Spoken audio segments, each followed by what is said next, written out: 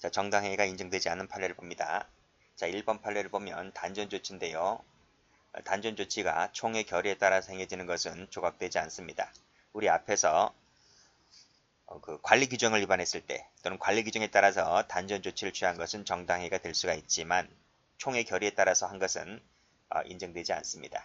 이때 사전 통고를 했는지 여부, 회장 자격으로 했는지 여부는 하등 문제가 되지를 않습니다. 어쨌든 관리 규정이 아니라 지들끼리 모여서 반상회를 통해서 총의 결의에 따라서 물전기 끊어버려 한 것은 조각되지 않습니다.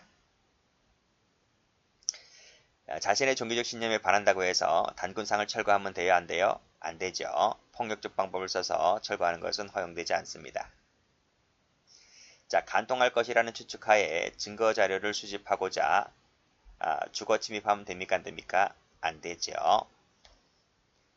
대북 송금 행위인데 역시 마찬가지로 정당행위가 되지 않는다고 봤습니다.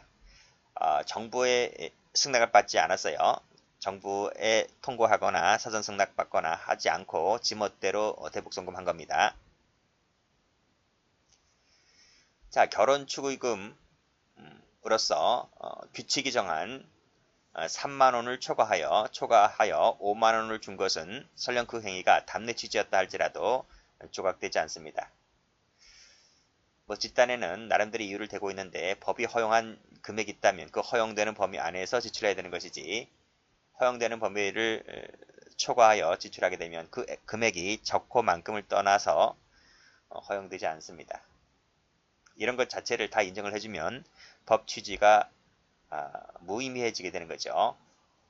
자, 특정인을 지지하고자 술값을 대신 내줬다는 거죠. 역시 정당행위가 되지 않고요. 자, 회계 책임자 아닌 후보자입니다.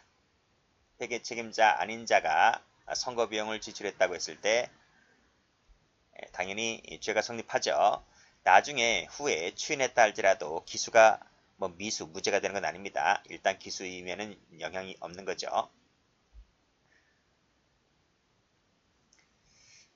자, 국민호텔녀 이거 강론책에 가면 나오죠. 가수 수지 사건입니다. 라고 했을 때 정당행위가 부인됩니다. 어용, 앞잡이 이런 표현 쓴 것도 마찬가지입니다. 자, 허위사실 공표죄가 성립할 때에는 공공의 이익을 위한 것이라 할지라도 조각되지 않는다. 그쵸? 공공의 이익을 위했다 했을 때 형법 310조의 요건이 충족되어서 위법성이 조각되려면 진실한 사실이어야 돼요. 허위사실이면 조각되지 않아요. 자, 백범 김구 암살범이 이제 안도희거든요. 그 안도희를 살해했습니다. 이 피고인이 당시 택시기사였는데 이 사람이 뭐 잘 먹고 잘 살아요. 옛날에 김구를 암살했는데 애도 뭐 나이가 이제 할아버지가 되도록 잘 먹고 잘 사니까 피고인이 그걸 못 보는 거지. 그래서 이 택시기사인 피고인이 살해했는데 판례는 살인죄를 인정했습니다. 그래서 동기나 목적이 주관적으로는 정당성을 가진다 할지라도 그건 국가에서 할 문제이지 개인이 할 문제는 아니거든요. 그래서 사회적으로 용인되지 않는다. 그래서 살인죄를 인정했지만 뭐 1, 2년 살다가 이제 특사로 사면받고 나왔습니다. 어쨌든 살인죄를 인정했습니다. 자, 안수기소를 하다가 안수기도 목적은 좋아요. 그렇지만 상해를 입히면 안 돼요. 조각되지 않습니다. 자, 가요 담당 PD가 가수 매니저들로부터 많게는 100만원, 적게는 20만원 정도의 금품을 받았다는 거죠. 90년대입니다. 20만원은 뭐 적지 않아요. 그래서 이제 금품 받고 어떻게 했습니까? 그 가수 노래 틀어준 거죠. 노래 틀어주고 이제 음반 판매 많이 올리려고요. 그렇게 해서 받은 것인데 의례적이라 할지라도 아닙니다. 정당히가 되지 않습니다. 자, 의안에 관련한 발언을 하다가 역시 명예훼손하면 안 돼요. 만약에 이거 허시 허용된다고 하면 의안 발언을 하다가 다 명예훼손적 발언 하게요? 허용되지 않는다. 자, 대출 해줬는데 지금 새마을금고법이나 정관에 반합니다. 반하여 회원도 아닌 자에게 대출해준 것은 조각되지 않는다.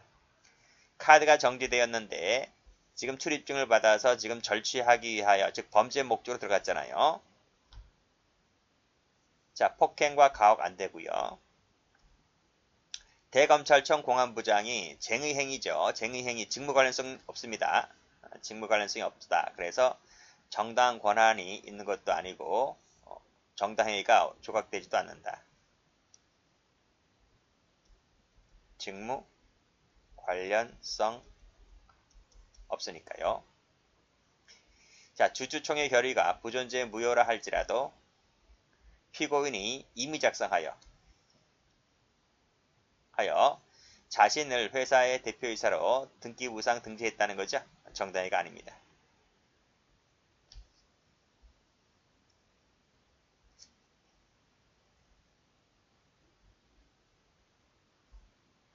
자, 다음 보면,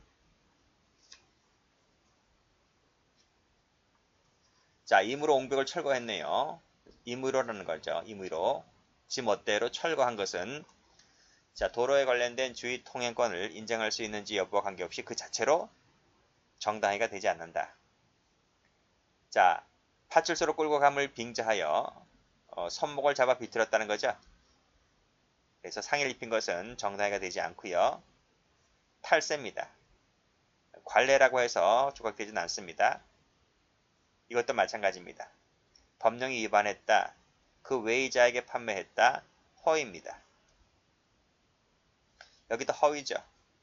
관례라고 해서 조각되지 않는다고요. 관례 나와 있는 이 세 가지 판례 묶어보시고. 자, 처입니다. 자, 정신병원 원무과장에게 부탁해서 강제로 입원시켰습니다. 생일빵 폭행하면 되겠습니까? 폭행죄가 돼요. 자, 선거 국민에게 식사 대접하면 안 돼요. 역시 선거 국민에게 관광버스 투어하면 안 돼요. 두 판례 묶으시고.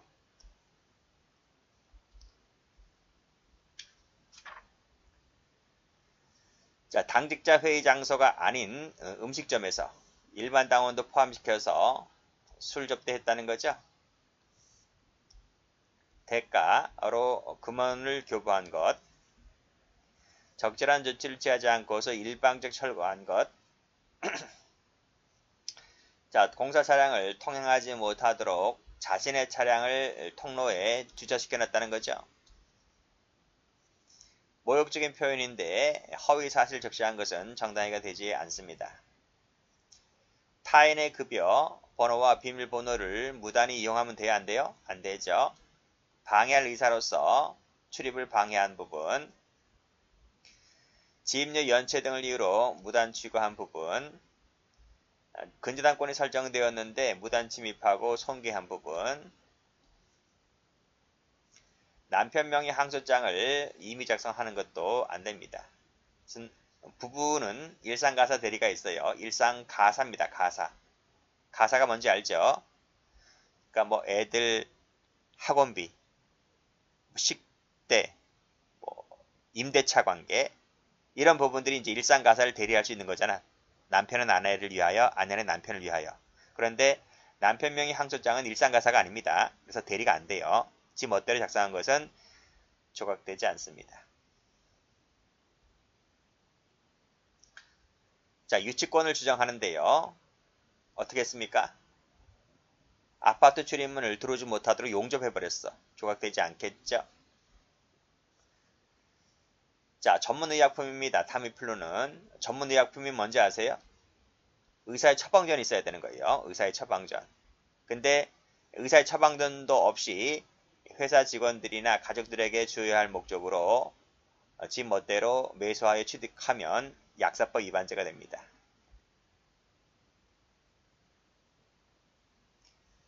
자, 특정 의결권 행사 방법을 독려하기 위하여 20만원 상당의 상품권을 줬다는 거죠.